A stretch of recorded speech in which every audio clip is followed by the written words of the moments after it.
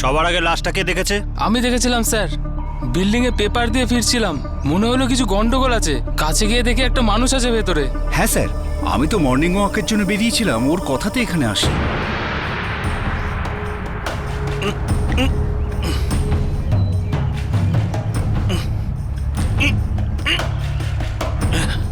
Sir, দরজাটা খুলছে না, ইলেকট্রনিক সিস্টেম।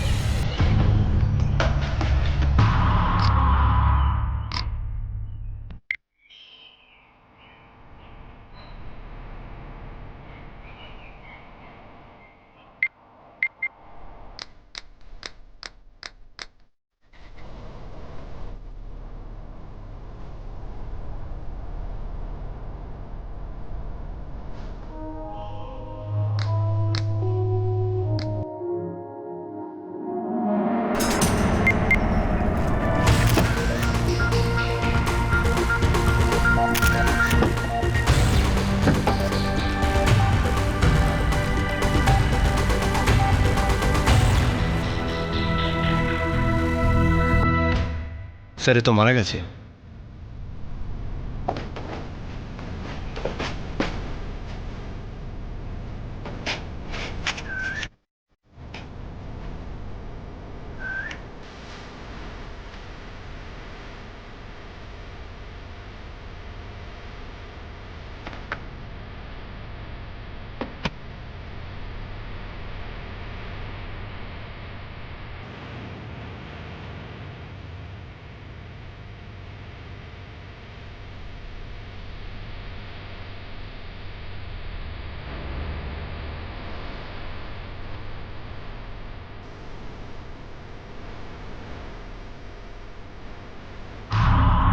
স্যার, এর নাম আদিত্য খারে, বয়স 24 বছর, নাগপুরের বাসিন্দা।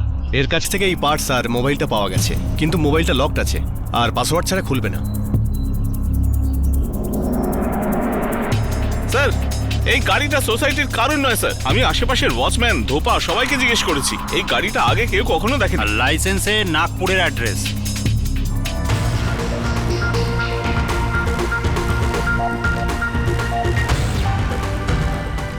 গাড়ির রেজিস্ট্রেশন নাম্বার মুম্বাইয়ে, ওখান থেকে গাড়ির ডিটেল বার করো। আর লাইসেন্সের অ্যাড্রেসে নাগপুর আছে, ওখানকার থানাতেও খবর দিয়ে দাও। ঠিক আছে স্যার।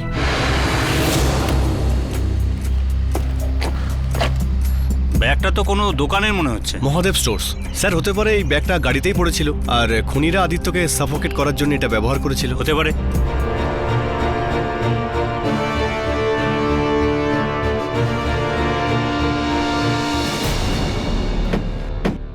একদিন সকালে রহস্যজনকভাবে আদিত্য নামের 24 বছরের এক যুবককে একটা গাড়ির মধ্যে মৃত অবস্থায় পাওয়া যায়। ওই যুবকের নাম আর নাগপুরের তার ঠিকানা ছাড়া পুলিশের কাছে আর কিছুই ছিল না। পুলিশ তদন্ত করতে নেমে পড়ে এটা জানার জন্য যে আদিত্য কে ছিল, তাকে কে মেরেছিল আর কেন মেরেছিল। অটোপসি করতে হবে। উপর থেকে তো দেখে মনে হচ্ছে গলা টিপে খুন করা হয়েছে, কিন্তু গলায় কোনো আঙুলের চিহ্ন নেই। মুখ একটা প্লাস্টিকে ঢাকা ছিল, ওর জন্যই দম বন্ধ হয়েছে। আমায় ডিটেইলে পোস্টমর্টেম করতে হবে।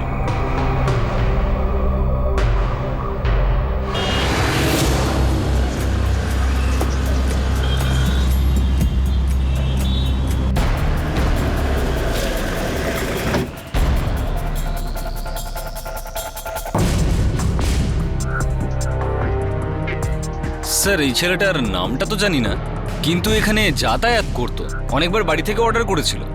ওর অ্যাড্রেস হলো A203 রাজ অ্যাপার্টমেন্ট।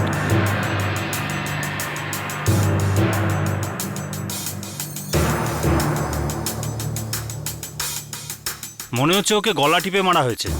গাড়ি লক ছিল, কিন্তু চাবিটা গাড়ির ভিতরেই ছিল। অদ্ভুত ব্যাপার। হ্যাঁ, অদ্ভুত ব্যাপার তো বটেই। হ্যাঁ বলো। স্যার এই ছেলেটার অ্যাড্রেস পেয়ে গেছি, কাছেই কোনো রাজ অ্যাপার্টমেন্টে থাকে। ঠিক আছে, তুমি ওখানে চলে যাও। স্যার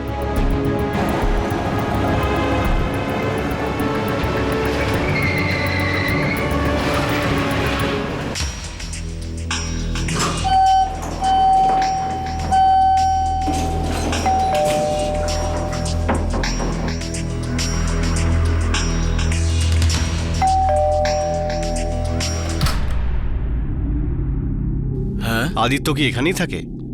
হ্যাঁ, এখানেই থাকে। কিন্তু কি হয়েছে? ও ঘুমোচ্ছে হয়তো। সত্যি?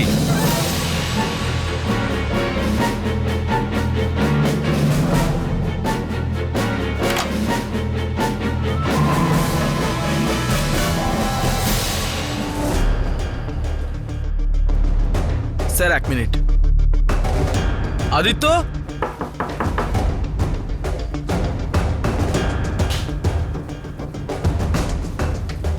স্যার এখানে তো নেই, কিন্তু কি হয়েছে? কোনো প্রবলেম? এটাই কি আদিত্য? হ্যাঁ স্যার, ওই। কিন্তু কি হয়েছে ওর? মারা গেছে ও। কি? ঠিক তাই।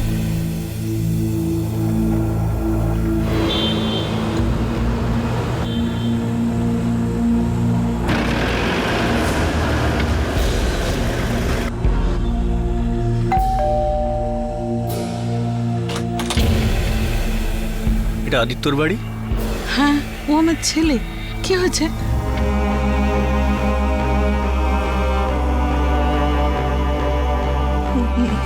না, এ হতে পারে না। আপনাদের নিশ্চয়ই কোনো ভুল হচ্ছে। আগে না, 1 ঘন্টা আগেই আমরা মুম্বাই পুলিশ থেকে খবর পেয়েছি।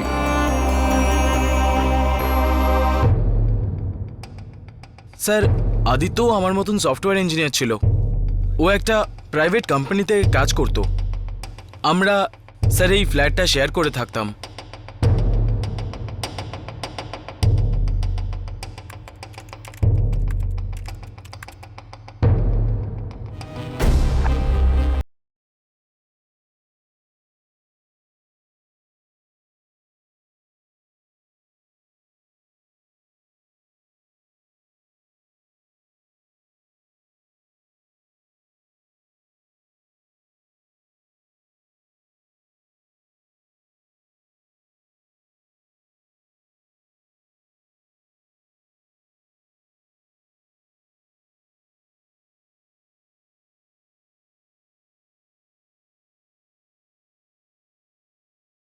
কথাও বললাম। হাঁপিয়ে গেছি ভাই, বিরক্ত লাগছে, একটু চেঞ্জ দরকার। তাহলে তুই কি ভাবছিস? জব সুইচ করবি? সেটাই ভাবছি, করব কি করব না। কিন্তু কি হয়েছে ভাই? কোনো টেনশন আছে?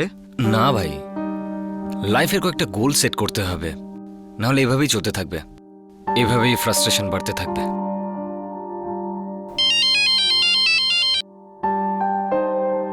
ঠিক বলেছিস তুই।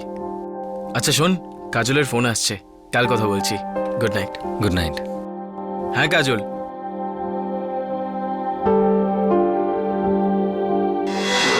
স্যার, ওই সময় আমার গার্লফ্রেন্ড কাজলের ফোন আসে আর আমি আমার রুমে চলে যাই।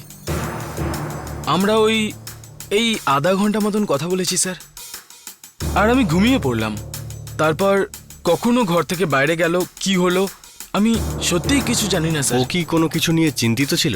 স্যার আমি এরম কিছু ফিল করিনি স্যার, কিন্তু হ্যাঁ ও নিজের কাজ নিয়ে একটু টেনশনে ছিল, কিন্তু কিছু পরিষ্কার বুঝতে পারছিলাম না স্যার। জয়, ওর ফোন নাম্বারটা দাও। অ্যাকচুয়ালি ওর ফোন লক, আর আমাদের কাছে ওর পাসওয়ার্ড নেই।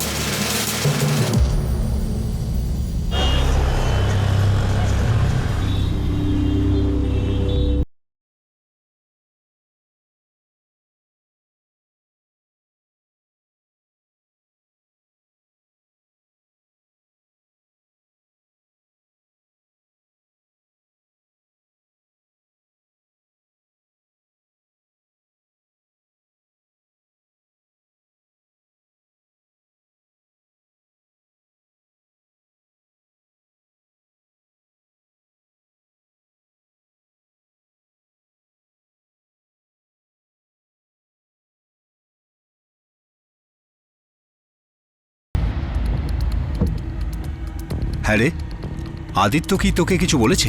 না বাবা, ও আমাকে তেমন কিছুই জানায়নি। আমরা অনেকক্ষণ কথা বলেছিলাম, কিন্তু আমার এক মুহূর্তের জন্য এটা মনে হয়নি যে ওর লাইফের কোনো সমস্যা আছে বা এরকম কিছু। ও খাবারও তো ঠিকঠাক খেলো, আমারও তো সব ঠিকঠাকই লাগছিল। কেউ আদিত্যকে মার্ডার কেন করবে? আচ্ছা, ওর কি কারোর সাথে কোনো শত্রুতা ছিল? না বাবা, আমি নিজেই শকড হয়ে গেছি। আমি কিচ্ছু বুঝতে পারছি না।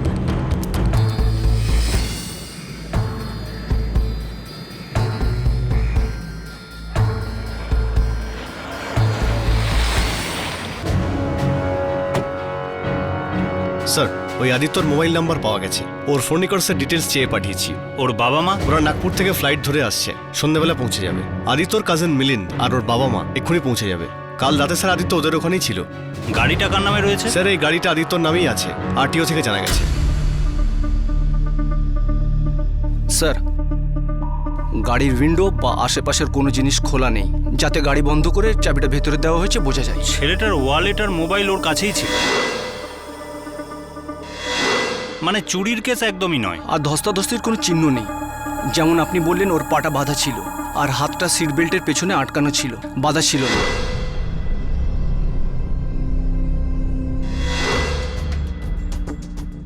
স্যার গাড়িটা 3 বার স্ক্যান করার পরেও দ্বিতীয় কোনো ফিঙ্গারপ্রিন্ট নেই। হতে পারে ছেলেটাকে মারার পর গাড়িতে রাখা হয়েছে। যেই কাজটা করেছে খুব চালাকির সাথে করেছে, কোনো প্রমাণ রেখে কাজ করেনি। জয় কুমারের সঙ্গে আদিত্যর শেষবার দেখা হয়েছিল আর কথাও হয়েছিল। তুমি বলছিলে কোনো মেয়ের সাথে অনেক রাত অবধি কথা বলছিল? হ্যাঁ স্যার, কাজল নাম ওর। এক কাজ করো, জয়ের ব্যাপারে সবকিছু খোঁজ নাও। Right sir.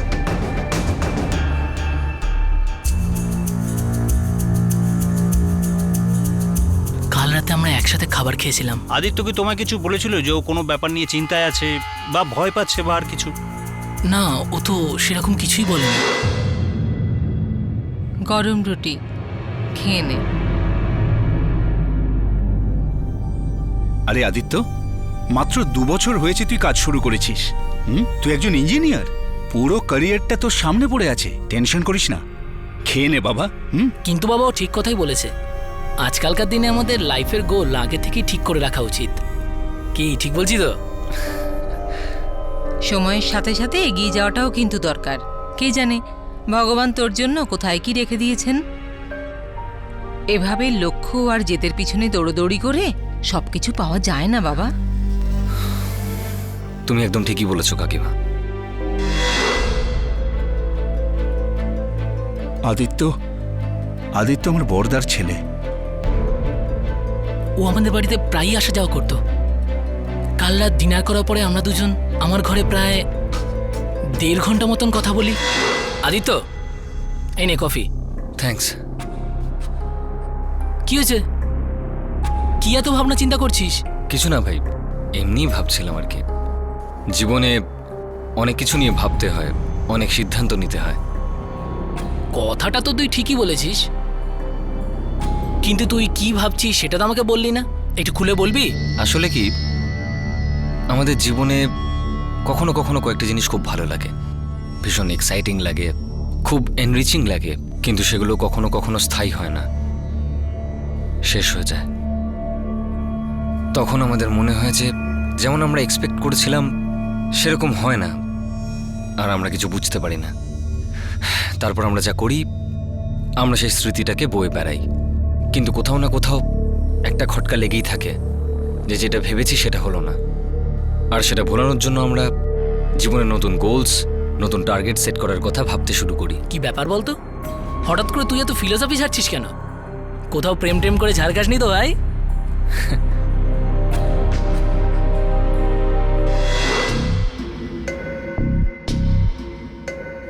এখন আমি বুঝতে পারছি ও আমাকে কাল রাতে কিছু কথা বোঝাতে চাইছিল, আর আমি বুঝতেই পারিনি ও কি বলতে চাইছিল। ওর অফিসের ব্যাপার নিয়ে কোনো চিন্তা ছিল কি?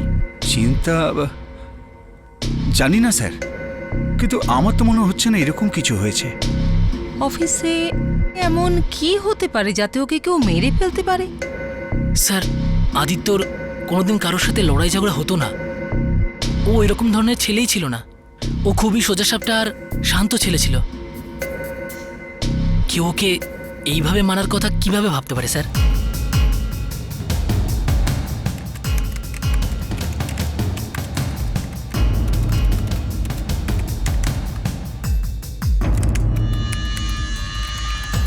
ভিকি, ওটা খুলতে পারলে?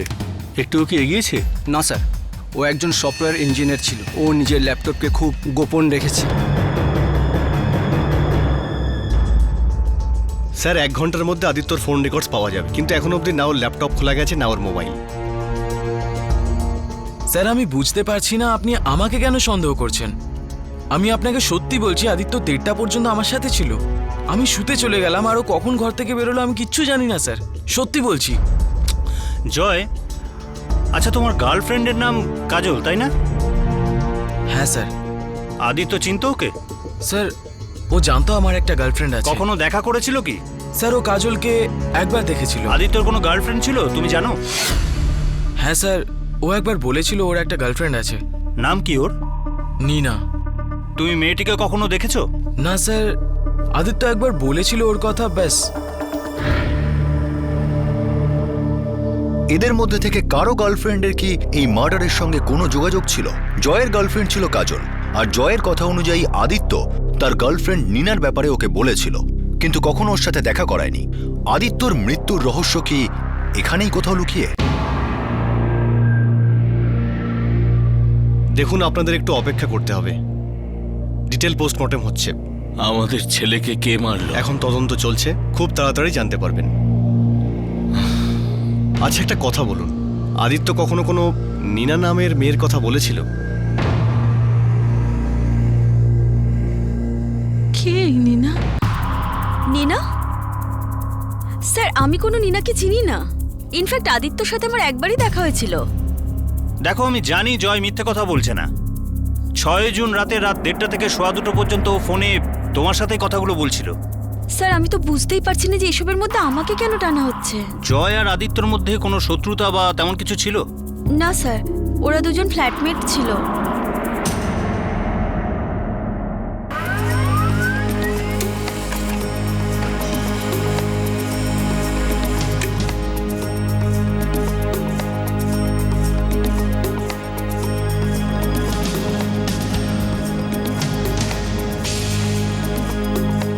আপনি যে নম্বরে ফোন করেছেন সেটি এখন বন্ধ রয়েছে। স্যার, আদিত্য নিজের কাজিন মিলিন্দের সঙ্গে 10:30টায় শেষ কথা বলে। এটাই বলার জন্য ফোন করেছিল কি ও রাত্রে খেতে আসছে? তার আগে গত 2 দিন ধরে 444765467 এই নাম্বারে 60 বার কল করা হয়েছে। কি বলছো কি? কার নাম্বার এটা? স্যার, নাম্বারটা এখন সুইচ অফ বলছে, কিন্তু এটা কোনো অঞ্জলি নাম্বার। অঞ্জলি? এই অঞ্জলি আবার কি? ভাবছিলাম কেসের সম্পর্ক তো নীনার সাথে আছে। 15 মিনিটের মধ্যে অঞ্জলির ফুল ডিটেল, ওর বাড়ির অ্যাড্রেস সবকিছু জানতে পেরে যাবো স্যার। হ্যাঁ পার্থ, বলো। স্যার, ল্যাপটপ তো পারিনি, কিন্তু মোবাইল ট্র্যাক করতে পেরেছি। খুব ভালো। স্যার, কল লিস্ট চেক করছি। আদিত্য লাস্ট কল ওর কাজিন মিলিন্দকে করেছিল রাত 10:30টায়। হ্যাঁ, আমরাও কল রেকর্ড থেকে এই কথা জানতে পেরেছি। 2 দিনের 60খানা কল কোনো নীনা নামের মেয়েকে করেছে। 1 মিনিট, নাম্বারটা 444765467, তাই তো? হ্যাঁ স্যার, এই নাম্বারটাই। ব্যাপারটা কি? কারণ ফোন কলের রেকর্ড অনুযায়ী এই নাম্বারটা তো কোনো অঞ্জলির নাম্বার। কিন্তু স্যার, আদিত্য এই নাম্বারটা নীনা নামেই ওর মোবাইলে সেভ করেছে। ঠিক আছে অরবিন্দ, হতে পারে এই অঞ্জলি আদিত্যকে নীনা নাম বলে ওর সাথে কোনো খেলা খেলছিল, বা অন্য কেউ আছে যে অঞ্জলির নাম আর ঠিকানা ব্যবহার করে আদিত্যর সাথে গেম খেলছিল। ডোন্ট ওয়ারি স্যার, 15 মিনিটের মধ্যে আমরা অঞ্জলি অ্যাড্রেস পেয়ে যাব।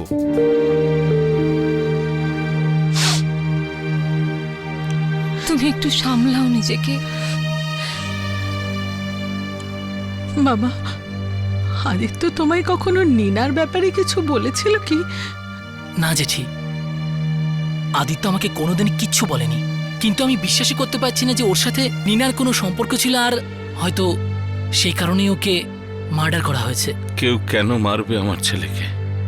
ও নিজের কেরিয়ার তৈরি করতে শহরে এসেছিল, নিজের কাজও তো মন দিয়েই করছিল, কারোর সঙ্গে তো কোনো শত্রুতা ছিল না।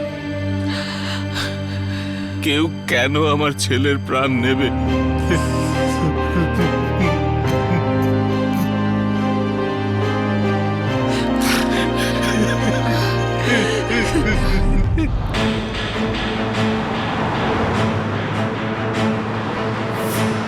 এক মেগা অ্যাপার্টমেন্ট স্যার, এই সেই ডকুমেন্টস যেটা দিয়ে সিম নেওয়া হয়েছিল স্যার। ফটোও আছে, নাম হলো অঞ্জলি।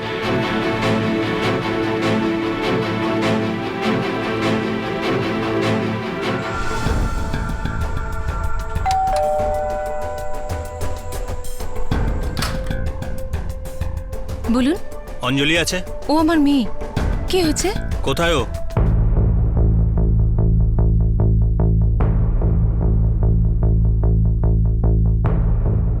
না স্যার, এটা আমার নাম্বার নয়, আর আমি কোনো আদিত্য বা নীনাকেও চিনি না। এটা তোমার নাম্বার নয়? না স্যার, আপনার বোধহয় কোথাও ভুল হচ্ছে। তুমি কোথায় কাজ করো? কল সেন্টারে, ইনভেস্টমেন্ট কোম্পানির কল সেন্টার। স্যার ব্যাপারটা কি বলুন তো, কি হয়েছে? একজন সফটওয়্যার ইঞ্জিনিয়ার, নাম আদিত্য, সে খুন হয়েছে। আর খুন হওয়ার 2 দিন আগে আর খুনের দিন পর্যন্ত ও একটা নাম্বারে 60 বার কল করেছিল, আর সেই নাম্বারটা আপনার মেয়ে অঞ্জলির। এসব সত্যি নয়। দেখুন স্যার, আমি কোনো আদিত্য বলে কোনো ছেলেকে চিনি না। নিশ্চয়ই কোথাও একটা ভুল হচ্ছে। আমি এই দুজনকেই চিনি না। কি খবর বলো? স্যার, আদিত্যর ল্যাপটপ তো এখনো খোলা যায়নি, তবে হ্যাঁ, ফ্রেন্ড স্কোয়ারে আদিত্যর পেজ পাওয়া গেছে। আর ওই মেয়েটা নীনা, ওকেও পাওয়া গেছে। ছবি আছে তার? হ্যাঁ স্যার, আমি 5 মিনিটের মধ্যে আপনাকে পাঠিয়ে দিচ্ছি। পাঠাও।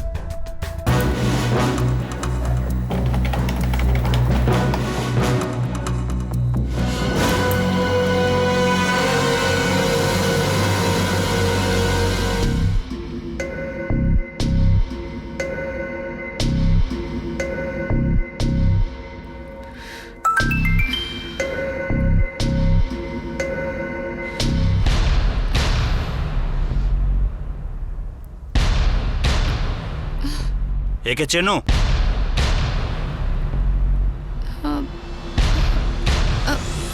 না স্যার। স্যার, এটা কে? এসব কি হচ্ছে? আমি তো কিচ্ছু বুঝতে পারছি না। আমার খুব ভয় লাগছে স্যার।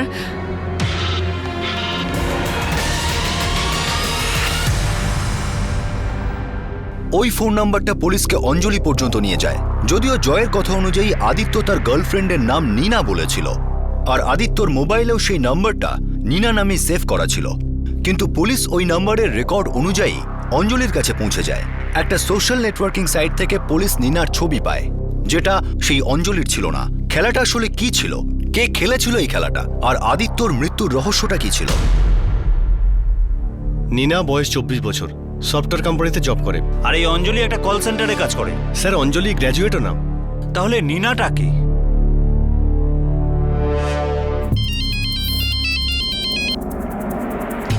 Yes sir. আচ্ছা, এই আদিত্য আর নীনার মধ্যে চ্যাট বা কোনো কথা তো নিশ্চয়ই হয়েছে, মানে মেসেজেস বা ওই ধরনের কোনো কিছু? হ্যাঁ স্যার, হয়েছিল। তো আপনি চাইছেন আমি নীনার আইপি অ্যাড্রেসটা খুঁজে বার করি? একদম। ঠিক আছে স্যার, আমাকে একটু সময় দিন আপনি। ঠিক আছে। Okay sir. স্যার, আমি সত্যি বলছি আপনাকে, আদিত্য নীনার সম্বন্ধে আমাকে জাস্ট একবার বলেছিল। আমি ওকে আজ পর্যন্ত দেখিও নি। এই মেয়েটা করেটা কি? স্যার, আমি জানি না স্যার। না স্যার, আদিত্য আমার কাছে নীনার ব্যাপারে কোনোদিন কিছুই বলেনি স্যার। আর আমারও এটা কোনোদিনও মনে হয়নি যে ওর প্রেম নিয়ে কোনো সমস্যা আছে। আর স্যার, যদি এরকম কিছু হতো, ও আমাকে, জয়কে বা আমার বাবা মাকে নিশ্চয়ই কিছু বলতো। স্যার, ও আসলে খুবই ভালো ছেলে ছিল।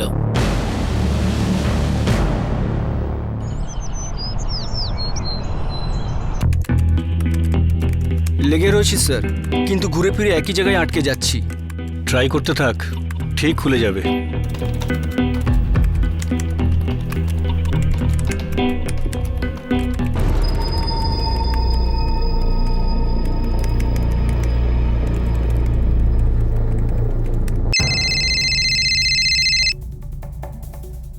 বলো। স্যার নিনার আইপি অ্যাড্রেস পাওয়া গেছে। লোকেশন বলো। একটা সার্ভার থেকে। স্যার আইপি অ্যাড্রেস যে কম্পিউটারের সঙ্গে ম্যাচ করছে তার ইউজার নেম হলো অঞ্জলি। আর স্যার অ্যাড্রেসটাও অঞ্জলিরই। ঠিক আছে স্যার অঞ্জলির অফিসের ঠিকানা পাওয়া গেছে। এই অঞ্জলি সবকিছু জেনেও না জানার ভান করছে। একবার ওকে হাতে পাই, তারপর ওর খবর নিচ্ছি। Yes sir.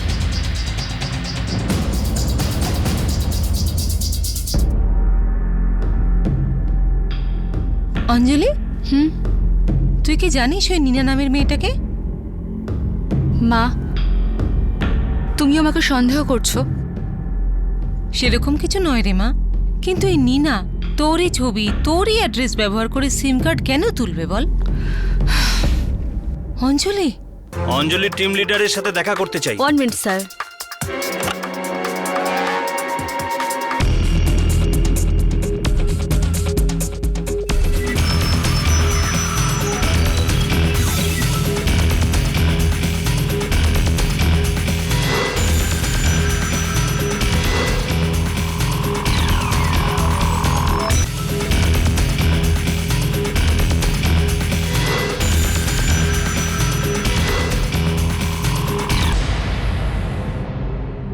না স্যার, আমি কোনো আদিত্য নামে ছেলেকে চিনি না। আচ্ছা, তাহলে এটাও বলো যে তোমার নাম নীনা নয়।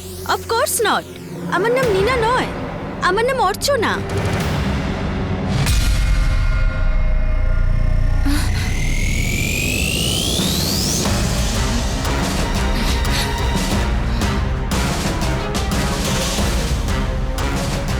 এই আদিত্যর সাথে তোমার নিশ্চয়ই কোনো না কোনো সম্পর্ক ছিল।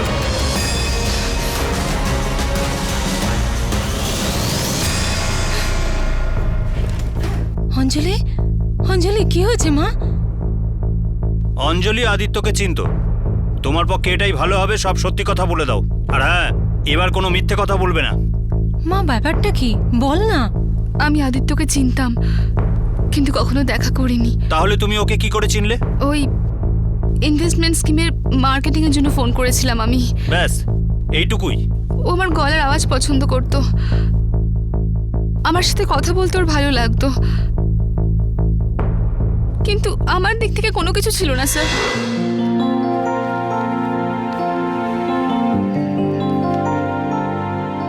স্যার আপনি বললেন না তো কবে ইনভেস্ট করছেন? আপনি তো এখনো পর্যন্ত নিজের নামটাই বললেন না। কেন? আমার নাম জানার পরে ইনভেস্ট করবেন স্যার। অ্যাকচুয়ালি আপনার আওয়াজটা ভীষণ মিষ্টি, কিন্তু এখনো আমি এটা বুঝতে পারছি না যে এই সুন্দর আওয়াজের পিছনের মানুষটি নিজে কতটা সুন্দর। এন্ড আই এম শিওর আপনার নাম তো আরো বেশি সুন্দর হবে। যদি আপনি বলে দেন তাহলে একটু হেল্প হয়ে যায় ম্যাডাম।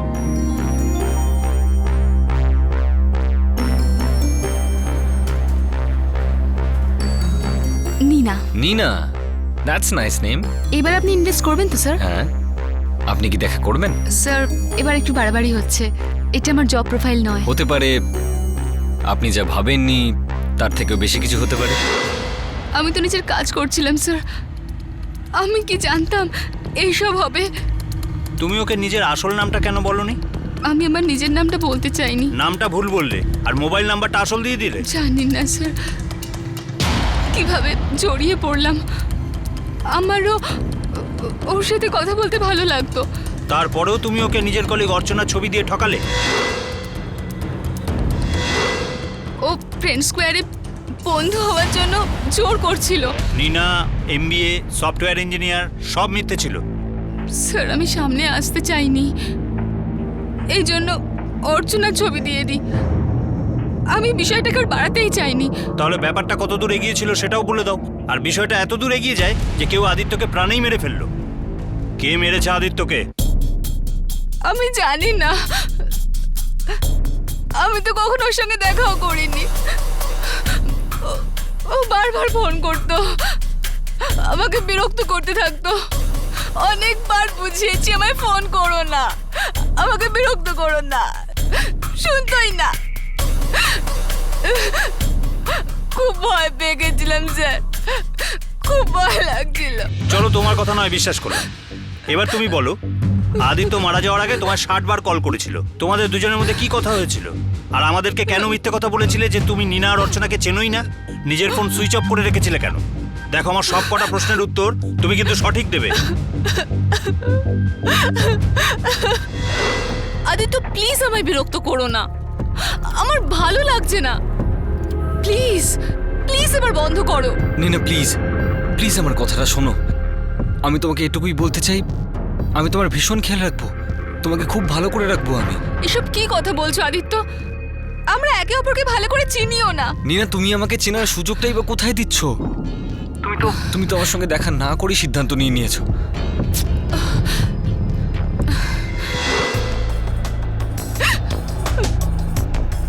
তুমি আদিত্যকে কি বলেছিলে?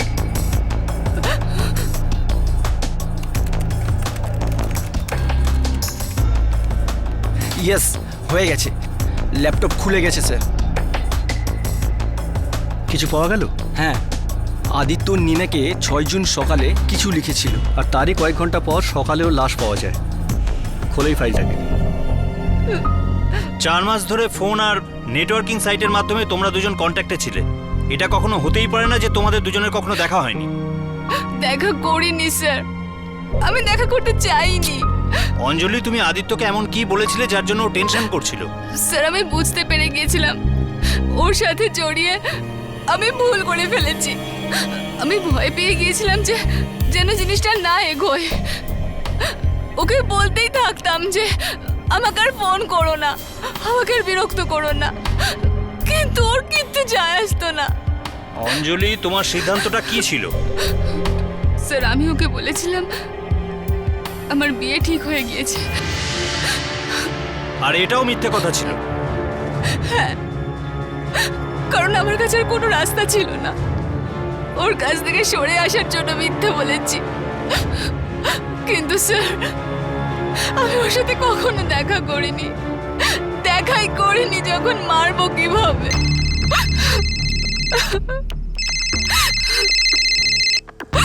হ্যাঁ পার্থ, বলো। স্যার, আদিত্যর ল্যাপটপ খুলে গেছে। এমন কিছু কি পেলে যার থেকে খুনের সম্বন্ধে কিছু জানা যায়? হ্যাঁ স্যার, একটা লেটার পাওয়া গেছে যেটা ও ওর মৃত্যুর কয়েক ঘন্টা আগেই নীনাকে মেল করেছিল। আর স্যার, আদিত্যর মেল ইনবক্সও খোলা গেছে। অ্যাকচুয়ালি স্যার, ওটা সাইন ইনই থাকতো। আমি মেল ইনবক্সটা চেক করেছি। বেশ, ওই লেটারটা আমাকে ফরওয়ার্ড করো। Okay sir. অঞ্জলি, ওই রাতে আদিত্য তোমাকে একটা লেটার পাঠিয়েছিল।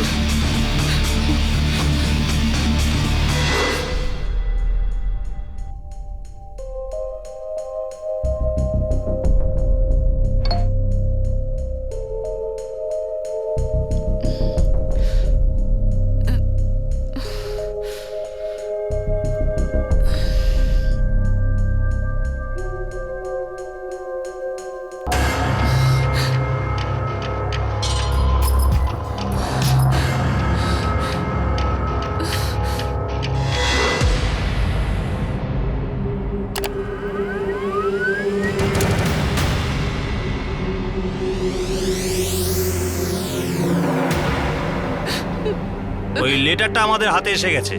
অঞ্জলি, কিছু লুকিয়ে আর লাভ হবে না।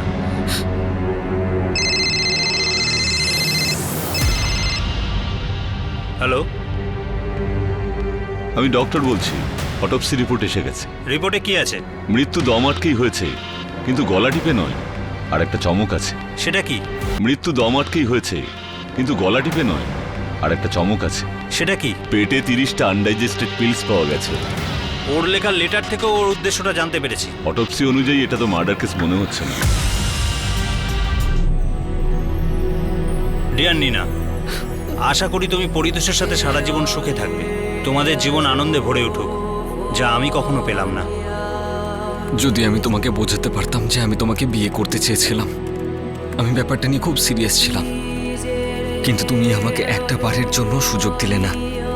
জীবনে এমন অনেক স্বপ্ন থাকে যেগুলো কখনো বাস্তবায়িত হয় না, কিন্তু মানুষ তারই মধ্যে নিজের সব কিছু খুঁজতে থাকে আর সেটাকে সব থেকে বড় বলে মনে করে।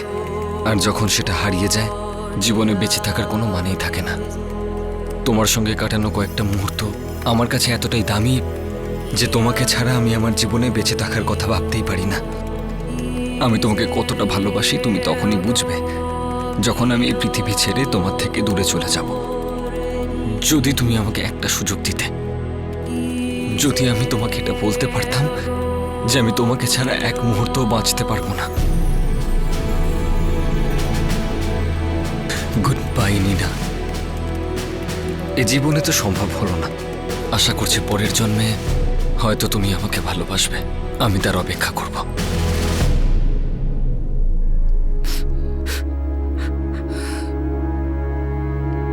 তোমাদের কোনোদিন দেখা হয়নি? দেখা করিনি স্যার, আমরা কোনোদিন দেখা করিনি। আমি তোকে এটাও বলে দিয়েছিলাম যে আমার মনে ওর জন্য কিচ্ছু নেই।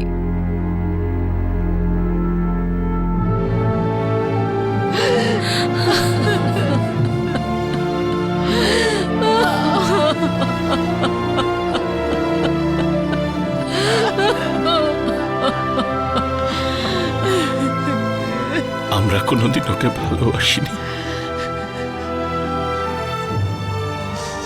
ও কখনো আমাদের ভালোবাসেনি। যখন ছোট ছিল ওর মা কত আদর করে স্কুল ইউনিফর্ম পরিয়ে দিত ওকে। আমি সবাইকে গর্ব করে বলতাম আমাদের ছেলে ইঞ্জিনিয়ারিং পাশ করেছে, এখনো কোনো বড় কোম্পানিতে সার্ভিস করবে। ও জানতো না আমরা ওকে কত ভালোবাসতাম। ও বুঝলই না যে আমাদের একেবারে ও নিঃস্ব করে দিয়ে চলে গেল।